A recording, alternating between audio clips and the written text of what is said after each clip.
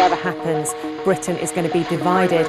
This does not mean that the United Kingdom will be in any way less united. The impact of 2016 on the nation's psyche appears stark. This country is more divided than ever. We're not going to heal some of these divisions. Racist populism is out of the bottle. Can we salvage a functional nation out of two groups who increasingly despise each other? Lifetime, I've never seen this country divided like this. This is astounding to me. But you're deliberately seeking out opinions that reinforce your views? Yeah, I think so. Polarization is the buzzword of the moment. Over the past 2 years, if you've turned on the news, the overriding story you'll hear about our politics, about our society, is that we've never been more divided. A great schism has apparently opened up, and some people think it's threatening to destroy democracy itself. Many fear that the very future of the United Kingdom is now under threat. Many voters are concerned that the democratic process could be at risk. I alone can fix it. I am your voice.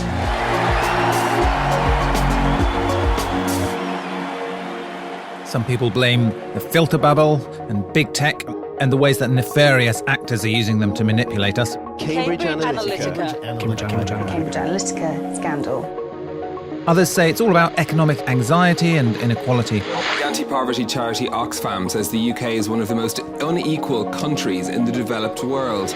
Perhaps there's something deeper going on, something psychological that's bringing about a return to tribalism and wall building. So, you're listening to Polarized, a new podcast from the RSA. We'll be here to try to understand these forces that are driving us further apart. Are they real? What can be done about them? It's presented by me, Ian Leslie, and by Matthew Taylor. The podcast isn't about orchestrating an argument between people with opposing views. There's plenty of places where you can hear that, but it's about trying to understand the polarizing political moment that we're living through right now. We should probably say who we are. Matthew, would you like to say a few words about yourself? Yes, so I run the RSA. I've been doing it for 12 years. Before that, I worked for Tony Blair, which is something you have to kind of apologise for now, I guess. But as an advisor to him in Downing Street, I sometimes say that I was asked to do two things for Tony. One was to make sure he stayed popular, and the other was to make sure New Labour stayed in control of the Labour Party. So these are not things that I talk about a great deal. Yeah. So I was an insider. I worked for the Labour Party as well, and I ran a think tank called IPPR. So I guess, I'm just an insider who's lived in politics and that bubble for about 25 years. And what about you, Ian? So I'm a journalist, a writer, an author. I've never worked in politics, but I sometimes write about it. I combine careers actually in writing and in advertising. I've written a couple of books, one about the psychology of liars and lying, considering I'm interested in advertising and politics. It seemed sort of inevitable and pertinent at the moment. And another book about curiosity and the sort of desire to learn and find out, which I hope will be a component of this series. And I'm now writing a book about persuasion and how the psychology of communication and conflict, which is obviously a big part of what we'll be talking about when we talk about the sort of polarization of the political sphere. One of my big hang-ups is I've never managed to write a book. Well, I wrote a book with my father many years ago, but it wasn't very good. In fact, it was embarrassingly poor. But you've written books that I'm trying to do it, but I can't do it. So I think I will defer to you at all times because you've actually managed to sit there and do it. Is there anything about me that you find impressive? No. Okay. Right. Well, no, I mean, the difference between us is that I like to sort of pontificate and you actually like to do stuff. So, you've worked in government. So, you're more of a doer. I'm more of a sit around and talker. Thank you for that. Those words of comfort. People are absorbing an entirely different reality.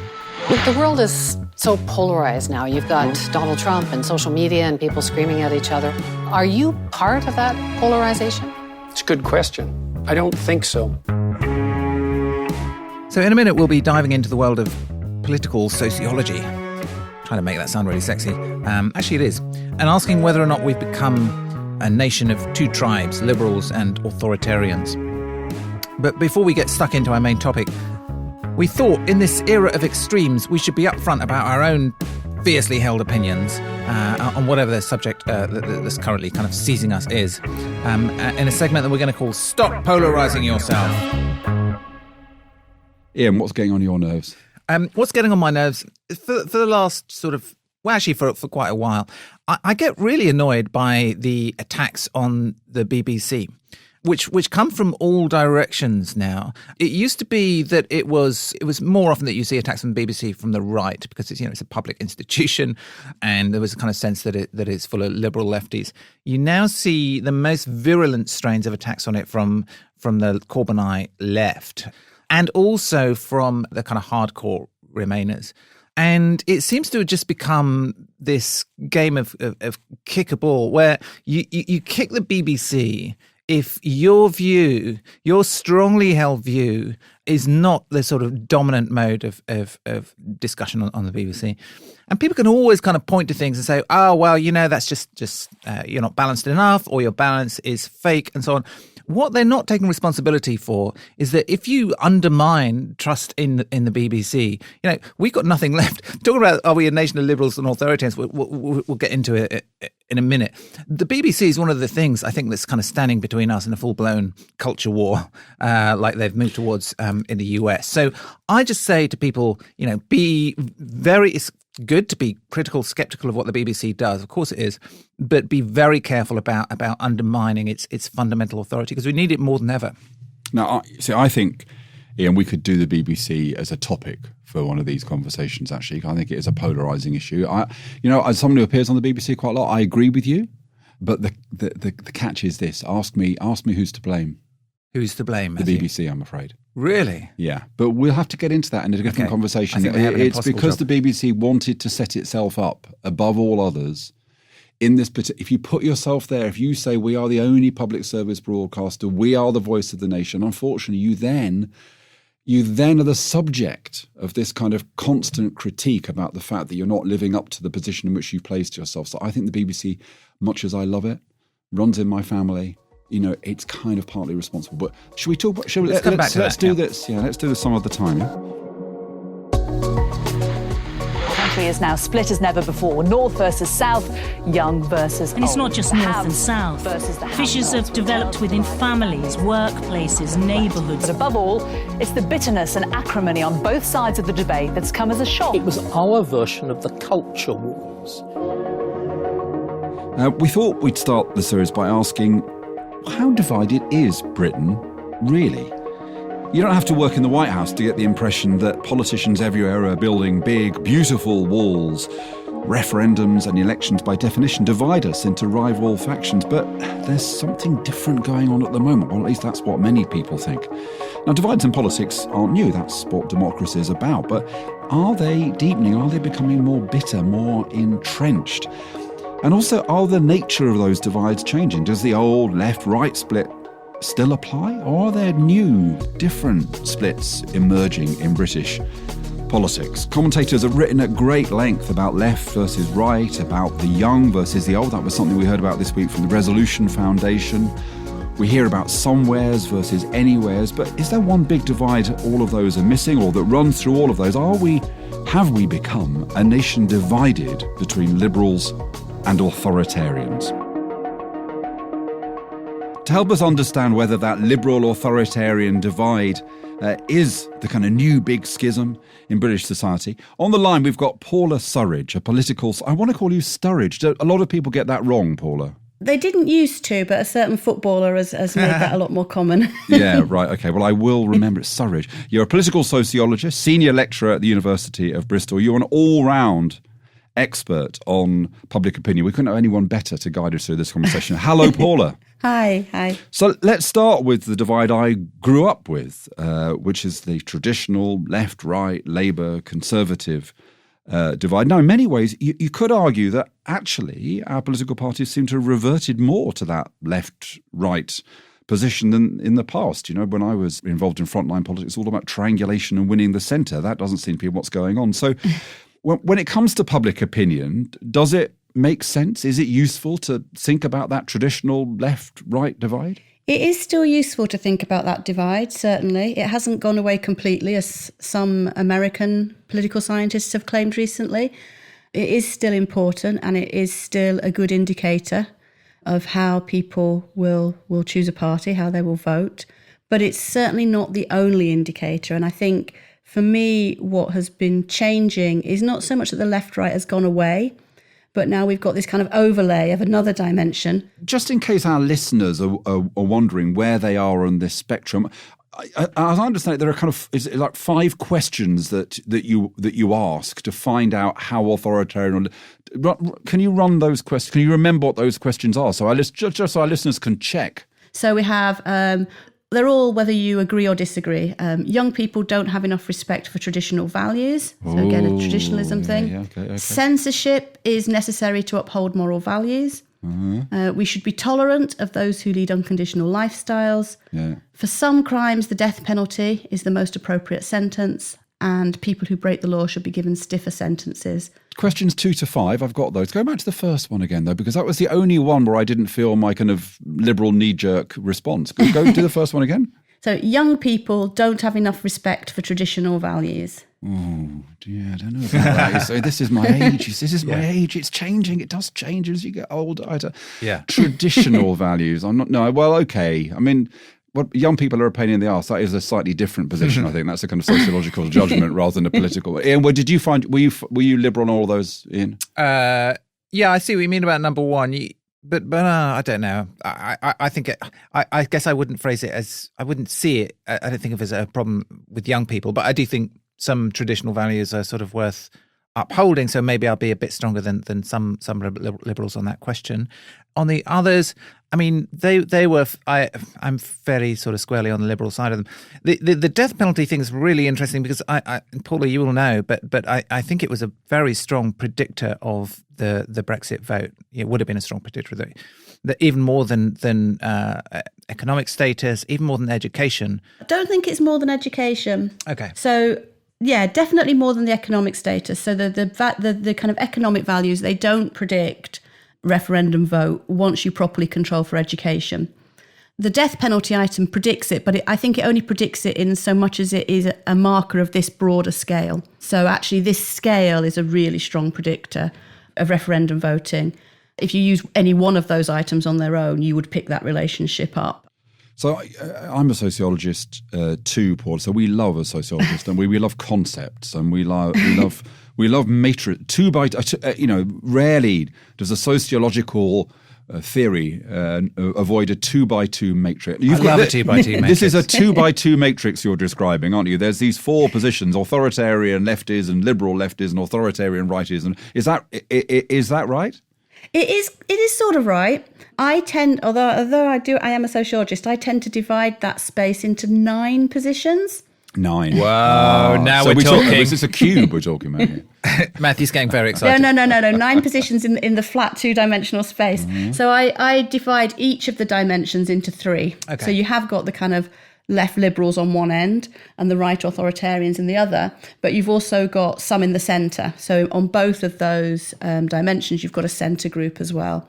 And this allows me to talk about a group I'm really interested in, which are the left authoritarians, because they're quite a big group in society, something in the region of 20%. I wouldn't want to be too precise about that.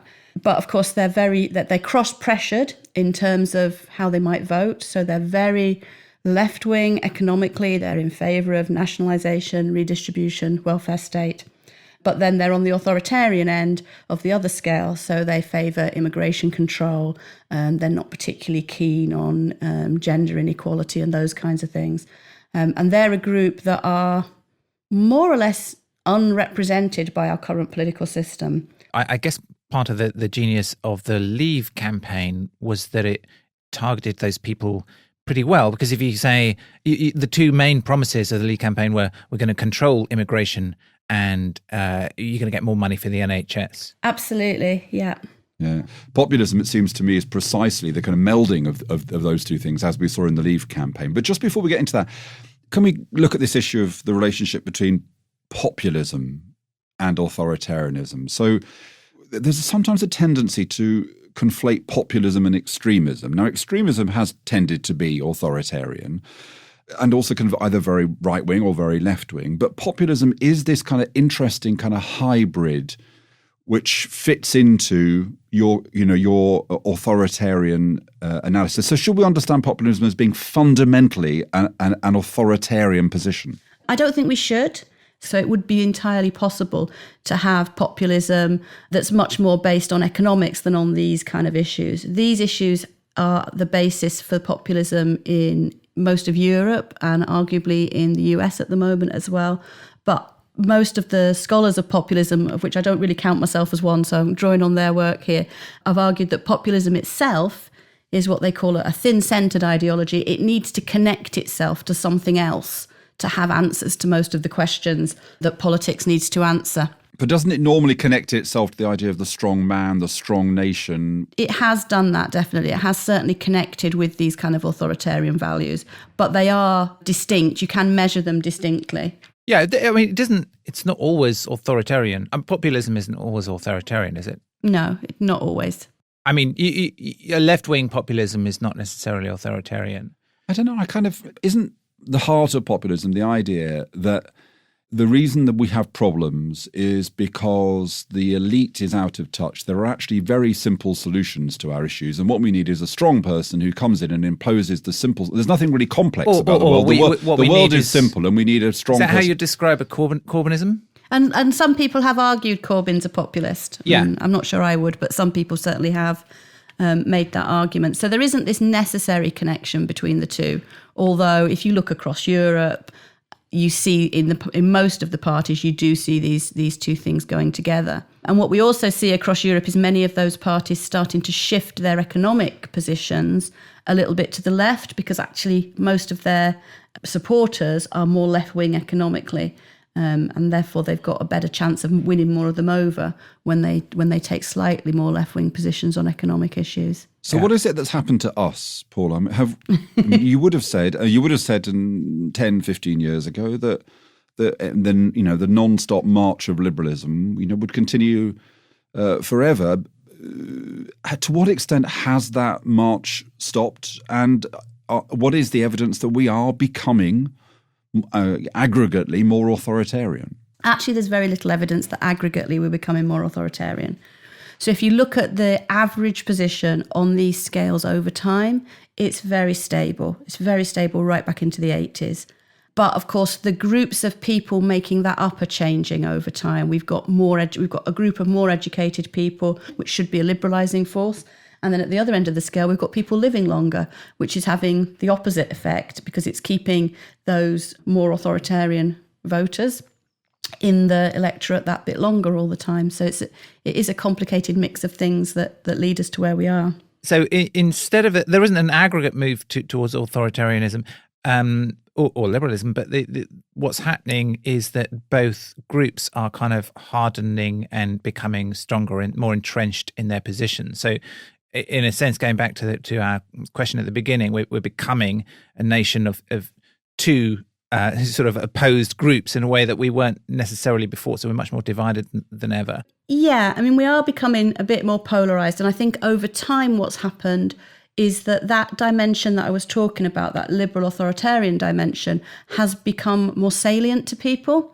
So some of the work I've done suggests that if you look back to kind of 92, 97 elections, the left-right dimension predicts things fairly well. As you move through the new Labour years, and I suppose the appeal to the voters becomes a little bit less polarised in terms of that left-right position, certainly in the minds of voters, if we can kind of put aside the objective things that were going on, in the minds of voters, the parties were seen as much, much closer together. And as a result of that, voters have to make choices on a different range of issues. And that's when these issues start to become much, much more important. One of the kind of polarizations that happens at the dinner parties in my house, I thought I'd say that because it makes me sound ridiculous, but it is true.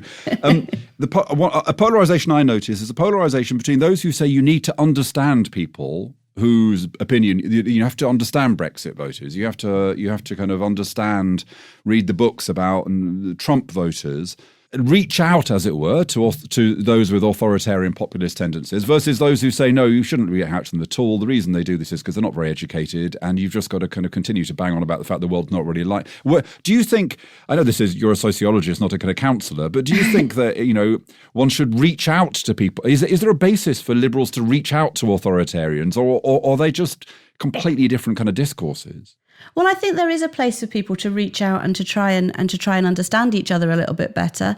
I'm really opposed to this, the kind of they're just stupid argument, which I have heard using education as a marker of intelligence, which is entirely problematic in the first place.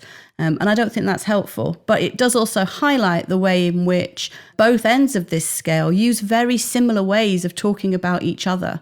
When you interview or look at those liberal positions in the immediate aftermath after the referendum vote, feeling kind of shocked and I don't recognise my country, and all this kind of language was actually very similar to the language of these left authoritarians or UKIP voters, Leave voters, however we want to characterise them, before the referendum. So that was the kind of things they were saying. I don't recognise my country, what's happening, these kind of things. So I think there's been this kind of lack of understanding on both sides for a really long time. And I don't think it's good for our democracy to dismiss it. You're talking about maybe as many as 1 in 5 of these voters, and I don't think it's helpful to just keep saying, well, actually, you're just wrong. Paula, you've described something at the beginning and the end of life which is implicated in this kind of authoritarian liberal divide. What about in the middle of your life? So, yes, we kind of know that more educated people are less likely to be authoritarian. Yes, we know that older people are more likely to be authoritarian. What are the other factors? A lot of people say economic insecurity. A lot of the analysis in America about Trump and all that is that what is driven people to adopting a particular kind of politics is that sense of economic insecurity. On the other hand, we know in Britain that much more diverse communities tend to be more liberal. Communities with fewer people from other kind of ethnic backgrounds tend to be slightly more hostile to immigration and things like that. And also, finally, there's a kind of your individual life, which is you might be merrily go along as an authoritarian, and then your son or daughter says, "Well, I'm trans," and that must affect your values. So, what is it that drives people to become authoritarian, or drives them equally to become liberal? What are the things that lead to a kind of transition in our views? Well, I don't think we've got anything like enough evidence on that, because obviously it takes really long studies to be able to see how patterns change over the life course. But Karen Stenner's work in the US and in the UK, called The Authoritarian Dynamic, she argues that economic threat, or any kind of perceived threat, doesn't necessarily have to be economic, can activate this authoritarian dimension so that people have these attitudes, and it's only when they feel under threat that they get kind of activated. And she makes that argument for both ends of the scale. So similarly, lots of the people now who are very vocally liberal were not really so vocally liberal before the referendum. It's partly as a result of feeling threatened, feeling that their worldview is threatened in the way that the authoritarians felt threatened prior to the referendum. So it can be both. It can be kind of a worldview threat, but it can also be an economic threat. Final question from me, Paul. If you were given an unlimited sum of money and told you had to create a political party that was most likely to win an election, regardless of your own values, what kind of party would be the kind of the best designed to maximise support? Is it left authoritarianism? Is that the kind of zeitgeist?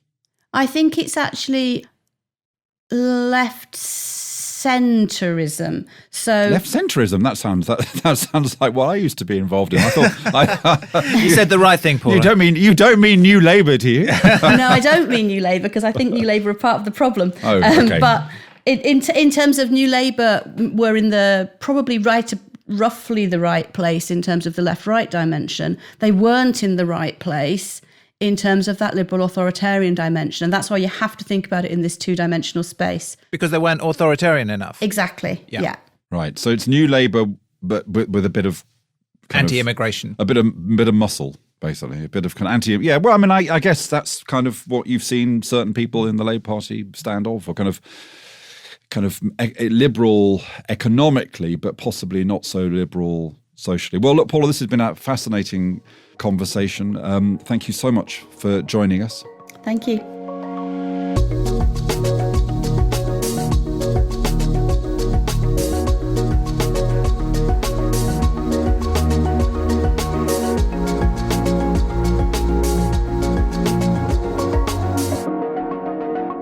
Before we go, in each episode, we'll be sharing something that we've read that we think you should know about that might have been buried in your newsfeed. And I was really struck recently by a piece by Benedict Pringle in Political Advertising. It was online, all about why there are fewer election posters in people's windows. And as soon as you kind of read about it, you go, oh, yeah, that's a good point. We used to see a lot of those around. And now we see some, but it does feel like there's not as many as there used to be. We've had local elections recently in some parts of the country. So you might have noticed this yourself. So why is it happening? There's a couple of theories. One of them came from, I think, from Ian Dale on LBC, who said, look, what's going on here is that people are afraid that if they take a political stand of any kind, then they'll be subject to aggression, particularly on social media. So Benedict's suggestion is that the old social kind of norms that bound people together have decayed. So in other words, it's more of a social risk. You know, you used to be able to put up a Labour poster and a Tory poster in your neighbourhood. You'd have a pretty good idea that the people in your neighbourhood, most of them agreed with you. These days, you're not sure. The risk you're going to fall out with your neighbours is greater. What do you think about that, Matthew? And I've been thinking a lot about this. My problem with that, the kind of idea that you think if you put the poster up, you'll be subject to reprisals, is that actually, there was a lot of bitterness around the referendum, but there were loads of people putting posters up around the Leave referendum, and also the Scottish referendum, which I think got even more animated. I think there was a lot of public displays of people's views about that. So I was kind of thinking, well, why do we? Because I'm still a member of the Labour Party, and nobody sent me a poster to stick in the window, and that's happened in the past. So I think it is kind of this theory about fragmentation. But actually, what is the point of a poster? I mean, nobody votes that's the question. For a party because they see a poster. It's not a persuasion technique. It doesn't contain an argument, does it? Yeah. I think it's a norming mechanism. So I think the way that it worked was to say, if you have enough Conservative posters in your kind of suburban area, it tells people that voting Conservative is the normal. It's what we do around here. It's exactly what we do around here. And similarly for Labour and working class areas. And now that's gone. So in a sense, any sense in which people voted simply because that's what we do around here doesn't really exist. That is not a motivator for voters anymore. So therefore, there's no point in posters, because I'm sensing it's not just people not putting them up, it's that the parties aren't really asking people. I mean, when I was involved in campaigns, you have poster teams. They'd go around for 2 days when the campaign started, getting people to put posters up or those kind of estate agent type boards in their gardens. I don't think parties are pushing it so hard. But so now that's on Facebook. Yeah, that's the other thing. I mean, I think people are, focusing on social media. But as I say, I just think that the people don't feel that the kind of, neighbours on either side are voting Labour, so therefore I will. I just think people don't think that's how people behave anymore. I don't know whether it's true. Yeah, I don't know whether to be encouraged or depressed about this. And in a way, it's depressing that people don't want to kind of, be visibly involved in politics, and perhaps it's depressing that people aren't in kind of neighbourhoods where they feel they're in shared values. On the other hand, maybe it's good that we're not all kind of sorting into neighbourhoods where everyone thinks the same thing. that neighbourhoods are kind of communities are mixes of different political views. Maybe that's a good thing. What I always find interesting, of course, is that when this is the two parties, but when parties meet each other in the streets, the canvassing teams, and of course the interesting thing is, you always feel you've got more in common with the other side than you have with people who aren't so crazy as to spend their Thursday evening knocking on strangers' doors and asking them to vote on the basis of course, you always say it's your vote that will make all the difference. There is still, I think, a more greater commonality between all political activists than there is between political activists and those who don't give a monkey's. I think that's a very nice note to end on for this week. If you enjoyed this episode, don't forget to subscribe in the podcast app of your choice. And if you're feeling especially generous, we'd be grateful if you could leave a rating or a review. It really helps other people discover this podcast. Or tell us something else that you think we should be talking about in terms of... We've got the BBC today. Give us another thought, something else that you think is polarising our country, and we'll talk about it. Indeed. If you want to get in touch about anything like that, then email us rsa.radio@rsa.org.uk or find us on Twitter.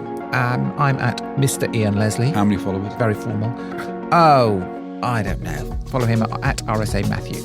Polarised was presented by me, Ian Leslie, and by Matthew Taylor. The producer was James Shield, with help from Alex Atack in Bristol, and we were brought to you by the RSA. See you next time.